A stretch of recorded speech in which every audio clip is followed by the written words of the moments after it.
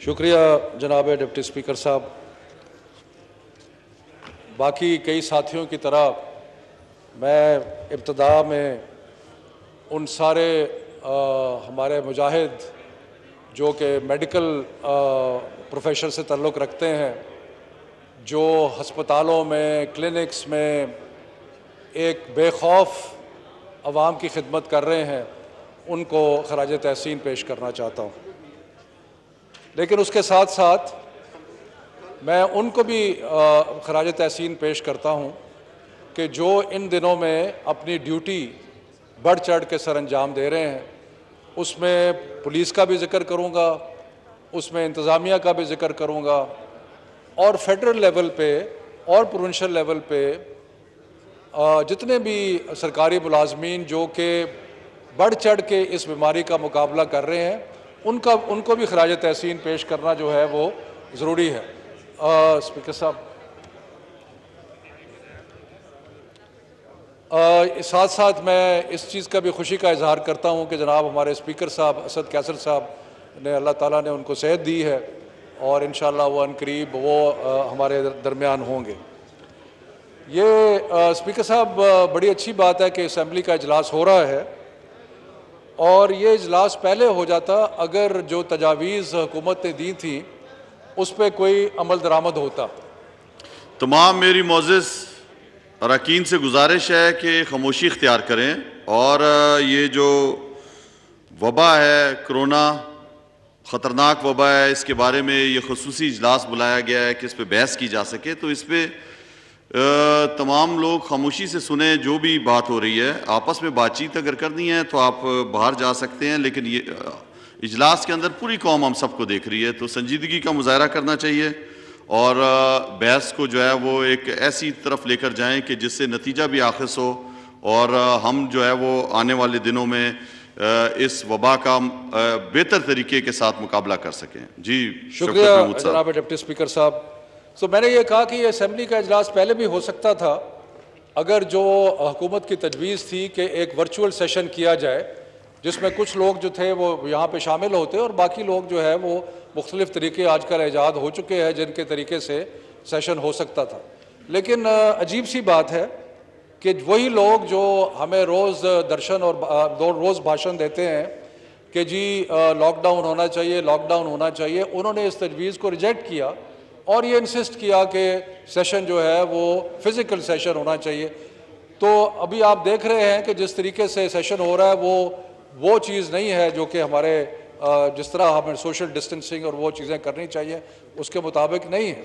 लेकिन बहरहाल अच्छी बात है, सेशन हुआ और हमें ये मौका मिला और कौम भी इंतज़ार कर रही थी। मीडिया में भी इस चीज़ का बड़ा जिक्र आ रहा था कि जी नेशनल असम्बली का सेशन हो और नेशनल असम्बली के सेशन में एक इत्तफ़ाक़ राय पैदा हो और इत्तफ़ाक़ राय पैदा होने के बाद जो मुस्तक़बिल का लाए अमल है वो तैयार हो।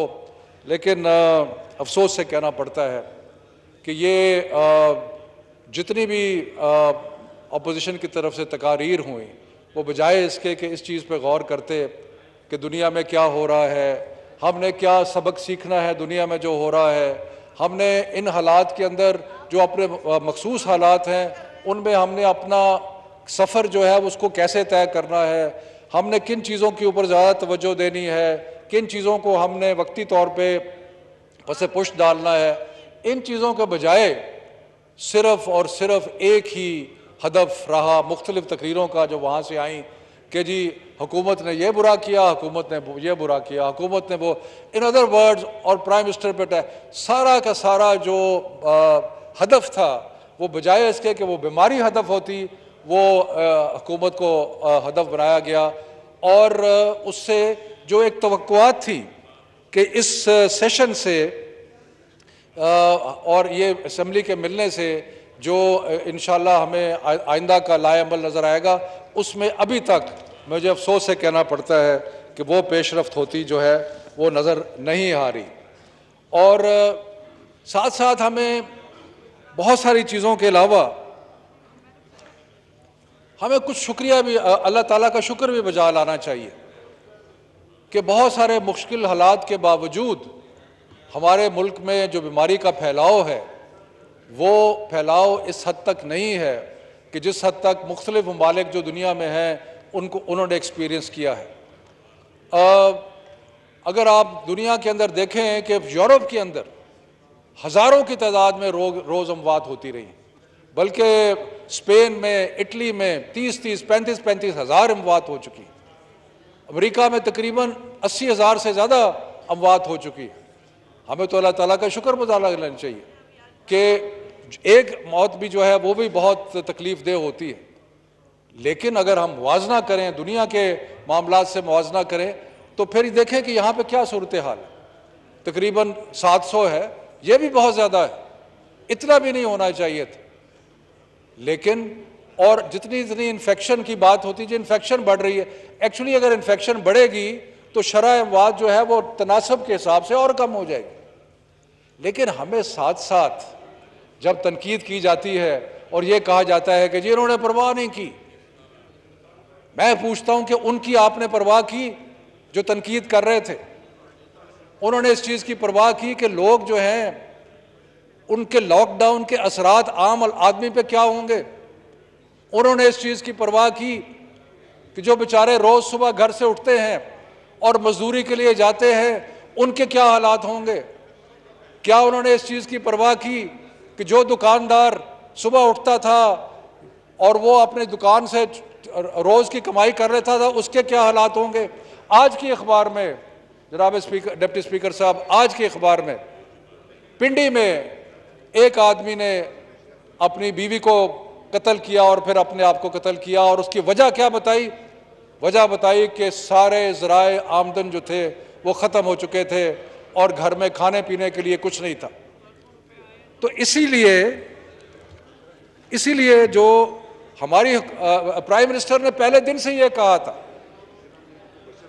कि हमने बीमारी का भी मुकाबला करना है, हमने कोशिश करनी है कि बीमारी जो है उसको हर तरीके से उसका मुकाबला करें, और लॉकडाउन किए हमने, और हमने जितने तालीमी इदारे थे वो सारे बंद कर दिए, जितनी शादी हॉल थे, ट्रांसपोर्ट, सब कुछ बंद कर दिया।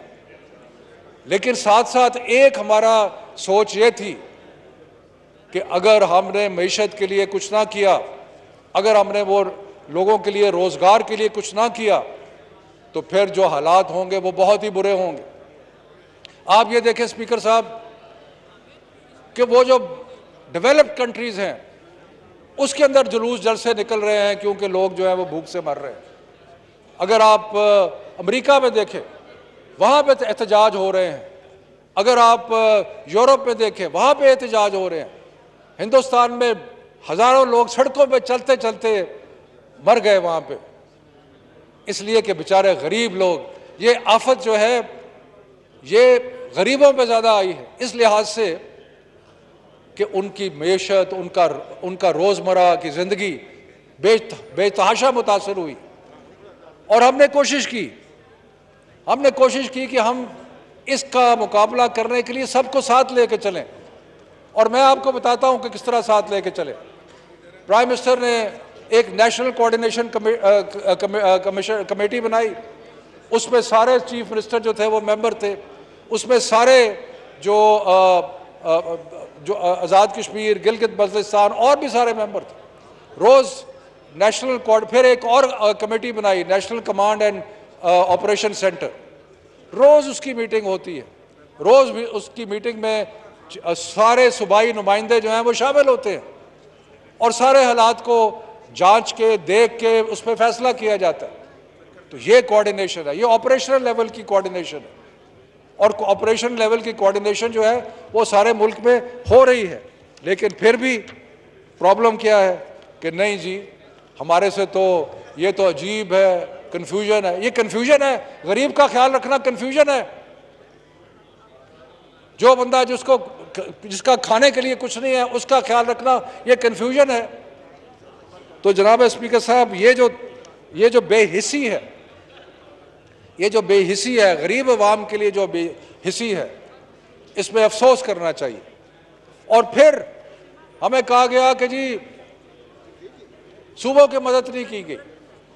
एक तरफ 18वीं तरमीम, जिसमें एक कानून है 18वीं तरमीम, एक आइन है, आइन का हिस्सा है क्योंकि आइन का हिस्सा है उसकी कदर करते हैं, लेकिन कोई भी ऐसी चीज़ है जिसमें यह नहीं होता कि गुंजाइश ना हो, लेकिन कहा खबरदार 18वीं तरमीम को का जिक्र भी ना छेड़े। लेकिन साथ साथ ऑर्डिनेंस जो सिंध ने पास किया उसके अंदर ऐसी चीज़ों का जिक्र किया जिसका तल्लुक वफाकी हुकूमत से है कि जी बिजली के रेट कम करें। बिजली कहाँ से? 18वीं तरमीम को ज़रा गौर से पढ़े, उसमें बिजली जो है वो सूबाई सब्जेक्ट नहीं है कि जी उसको अदा कर दें। और जो कि जी वफाक हमें जो है वो हेल्थ में मदद क्यों नहीं कर रहा? हमने मदद की, हमने बेशुमार चीज़ें भिजवाई, लेकिन आपकी जिम्मेदारी है। तो एक तरफ 18वीं तरमीम का वावेला और दूसरी तरफ खुद 18वीं तरमीम के जो हदूद हैं उनसे तजावज़। तो मेरा ख्याल है कि ये जो रवैया है ये रवैया ठीक नहीं है। उसके बाद स्पीकर साहब, हमने हर तरीके से मेरे तालीम के मैदान में आ जाए, हमने कोशिश की कि हम सबको साथ लेके चले और अल्लाह के ताला के फजल करम से हम सबको साथ लेके चले। जब हमने स्कूल बंद करने का फ़ैसला किया तो हमने सबके मुशावरत से फ़ैसला किया। उसके बाद जब हमने इम्तिहानात के बारे में फ़ैसला किया, सबकी मुशावरत से फ़ैसला किया और हमने बहुत सारे इक़दाम उठाए, जिसमें मुख्तसरन मैं अर्ज़ करना चाहता हूँ। क्योंकि सारे स्कूल बंद हो गए थे, इसलिए हमने फ़ैसला किया कि फ़ौरी तौर पे हमें कोई ऐसा बंदोबस्त करना चाहिए कि बच्चों की तालीम जो है वो किसी न किसी तरीके से जारी रह सके। तो हमने लॉकडाउन होने के 15 दिनों के अंदर स्पीकर साहब हमने टेली स्कूल का इजरा कर दिया और वो टेली स्कूल जो है वो रोज़ 10 घंटे सुबह 8 बजे से लेकर शाम 6 बजे तक बच्चों को मुख्तलिफ क्लासेस के लेक्चर्स जो हैं वो आपको टेलीविज़न पर नज़र आते हैं। और फिर हमने तशहीर की, पेरेंट्स को, वालिदैन को, सबको बताया कि ये काम जो है ये तालीम के शोबे में हो। अब हम और भी कुछ करने वाले हैं। हम एक रेडियो स्कूल भी शुरू करने वाले हैं, जिसमें हम कोशिश कर रहे हैं कि रेडियो के ज़रिए भी आवाम तक जो है वो पहुंचा जाए। और भी मुख्तलिफ तरीके। हम ये जो मुश्किल वक्त है कौम के ऊपर, हम इस मुश्किल वक्त को एक अपॉर्चुनिटी भी समझते हैं। हम समझते हैं कि इस अपॉर्चुनिटी का फ़ायदा उठा के हम तालीम के जो दूर से तालीम, जिसे डिस्टेंस लर्निंग कहते हैं, उसको बेहतर करने के हमें कई मौके मिलेंगे और उसको बेहतर करने की तरफ हम बढ़ रहे हैं। लेकिन खुदारा ये एक छोटी सियासत, जिसे पैटी पॉलिटिक्स कहते हैं, उसकी नज़र हर चीज़ को ना करें, हर चीज़ को उसकी तरफ ना देखें। ये गौर करें कि हमने सब चीज़ों को बैलेंस करके चलना है और हमने वहाँ जहाँ हमने सेहत का ख्याल रखना है वहाँ हमने मईशत का भी ख्याल रखना है। और आगे की जाते हुए कई चीज़ें हैं उसके ऊपर हमें इत्तफाक़ राय करना चाहिए। इत्तफाक़ राय, हमने हेल्थ की फैसिलिटीज़ को बेहतर करना है अगर हमने आगे बढ़ना है। बदकिस्मती है कि जब हमें वबा पहले तो महसूस हुआ कि पिछले कई दहाइयों से हमने सेहत की तरफ तवज्जो नहीं दी थी। हमें सेहत की तरफ तवज्जो देनी पड़ेगी। हमें यह भी आइडेंटिफाई करना पड़ेगा कि जो क्लस्टर्स हैं, जहाँ लोग ज़्यादा इकट्ठे होते हैं एक ही जगह पे, शादियाँ होगी, स्कूल, इसीलिए हमने स्कूल बंद किए, उनका हमें ख्याल करना पड़ेगा और उनका ख्याल करके उनको लेकिन साथ साथ हमने ज़िंदगी के शोबाजात जो है उनको भी खोलना है। तो ये एक बैलेंस्ड अप्रोच लेके और दुनिया से भी सीखे। दुनिया में भी अब बैलेंस्ड अप्रोच की तरफ बढ़ रहे हैं, तो और बैलेंस्ड अप्रोच से ही हम इंशाअल्लाह ताला हालात को बेहतर करेंगे। बहुत मेहरबानी जनाब स्पीकर।